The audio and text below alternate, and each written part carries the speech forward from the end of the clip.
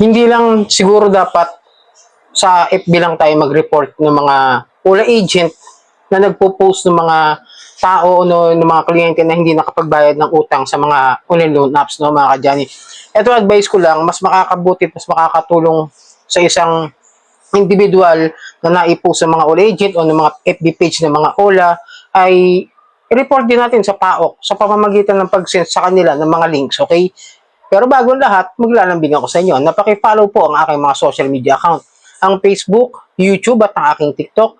At kung nagustuhan niyo po ang video ito, paki-like na lang po, share at hit niyo po yung notification bell para updated po kayo sa mga videos na ginagawa natin dito about sa usapang online lending apps. So yun nga, tulad ng kasabi ko sa inyo kahapon, sa mga videos ko, pakiusap, please lang po, unawain, intindihin po ang bawat sinasabi ko sa mga videos na ginagawa ko. Kasi nandito na po yung buong paliwanag, yung buong kasagutan, at yung mga payo na ibibigay ko sa inyo. Okay? Intindihin po natin maigi para sa inyo rin po ito at para hindi po tayo magpaulit-ulit sa mga comment sections na kung ano ba yung tulad yung kahapon sinabi ko na.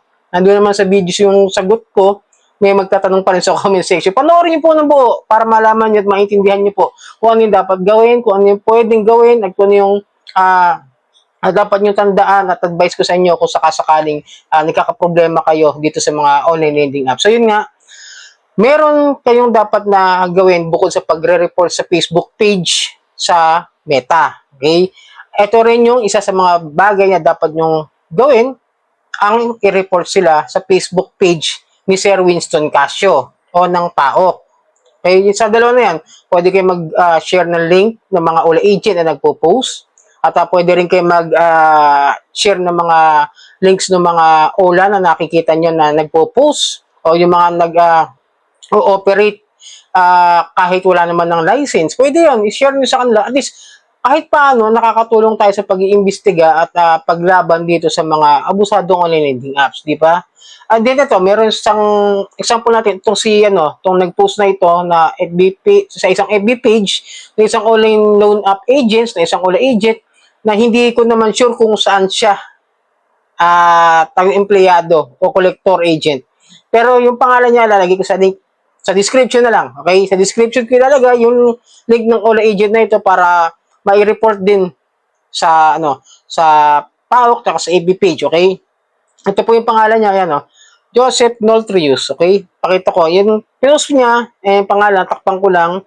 Yung takpan ko na rin po yung picture nung Ginang, medyo may edad na po siya, ayan. Takpan ko lang yung ID din niya, tsaka yung kanya pagkakakilanlan. Ayan nananawagan ako sa'yo, pakibayaran ng utang mo, o di ba? May isa siya pang pinost, ito. Bago lang dito, July 25 lang din to, at yung isa, July 20, recently lang, kailan lang din ang nito, pinost. At yung pangalan niya, takpan ko lang, at nakalagay dito sa caption, magbayad ka na sa utang mo. Okay?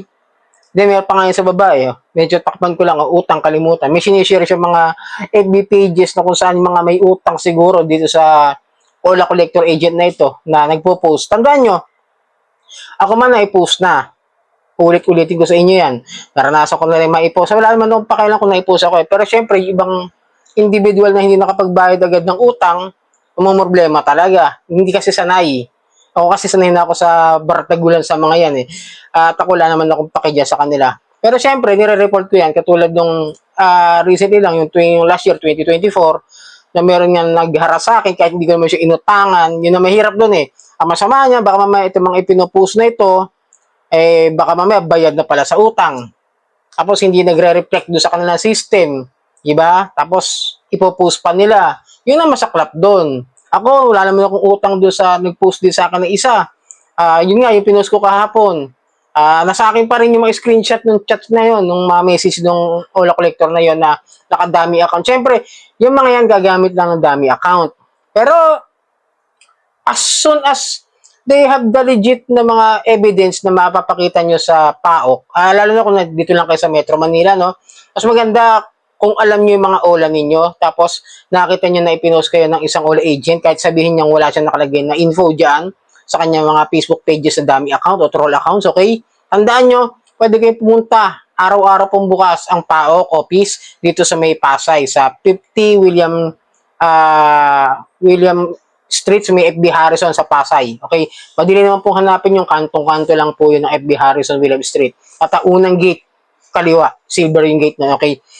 Pwede po kayo dyan. Then, kung malayo naman po kayo, nasa probinsya po kayo, at naipost kayo, nakita nyo po, pwede po kayo mag-email sa kanila, o kaya, i-message nyo si Sir Winston Casio, o kaya yung PAOK, but still, I will give the opinion na hindi basta-basta makikita yan. Kasi, syempre, may ibang gawain yung mga government employees natin, yung mga government workers natin. Syempre, hindi yan isa lang yung trabaho ng mga yan.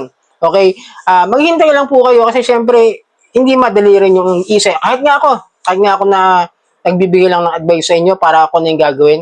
Ang dami nagme-message sa akin, hindi ko rin kayang sagutin lahat dahil ako po, katulad nila, may trabaho rin po ako at may iba akong kailangan gawin din sa buhay na kailangan kong pagtuunan din ng pansin. Pero, mas maganda pa rin talaga, tandaan nyo ha, na i-share nyo yung mga links. Mas makakatulong po yung sa investigation, lalo na kung malalaman nila. Siyempre, kung pag-initan na yan, kung maimbestigahan na talaga ng tuluyan, siyempre pag-aaralan nila. Tapos ngayon, nalulocate na nila. Magkakaroon ng takot yung all agent na maaring pag na-trace siya, pwedeng siya yung tugisin para malaman kung ano. Tapos yung mga OLA pages, yung mga FB, yung mga online loan up na mga, katulad yung ginawa ko kahapon, yung sa nakita ko, di ba? Yun gano'n, yung sa may pera mo lending. Tignan nyo rin, search nyo yung mga Facebook page ng mga yan. Baka may mga naipopost yung mga yan. Silipin nyo kung ano yung mga OLA na meron kayo. Kasi, hindi rin basta lumalabas yan eh. Lalo na kung mga medyo bagong gawa. Doon yun. Tsamba ko lang yun ha. Kita ko lang yun eh. Pag scroll ko lang, nagulat ako lumabas yun. Hindi naman nag-share sa akin. Wala nag-share sa akin nun.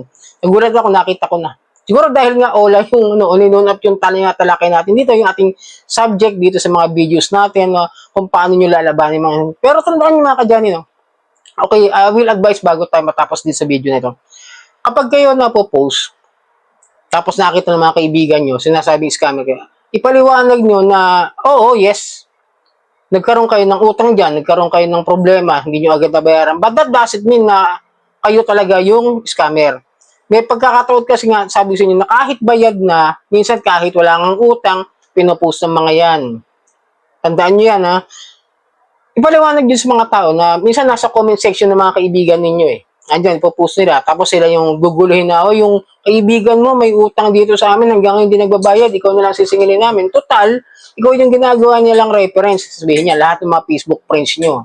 Okay? Explain nyo sa kanila yan. Then, humingi rin kayo ng tulong na mai-report din yung mga yan para ma-take down din yung kanilang mga FB page. Pero siyempre, mas maganda magkaroon ng formal complaint doon sa mga ahensya ng gobyerno para nalalaman din ng mga yan na ito legit. May mga post yung mga online lending app ng mga FB pages nila na pinupost yung mga nagkakautang na hindi nakakapagbayad. Di ba? May ebidensya kayo. Pwede nyong iharap niya pagpakita nyo sa PAOK at kayo mismo yung na i-post doon. Di ba? Solid evidence. Proof. Tapos din, proper tawag din yung assessment ng pagbibigay nyo ng inyong salaysay, tapos pipirmahan nyo yan, at pipirmahan nyo at tawag doon, susuportahan ng mga dokumento nyo ng mga abogado para isampa sa korte kung sakaling marami rin kayo at nagsama-sama kayo mag-file ng complaint sa mga yun. So sana nakatulong ang video nito. Muli, maglalambing ako sa inyo na pakipollow po ang aking mga social media account, ang Facebook, YouTube at ang aking TikTok, at marami pong salamat at sa uulitin.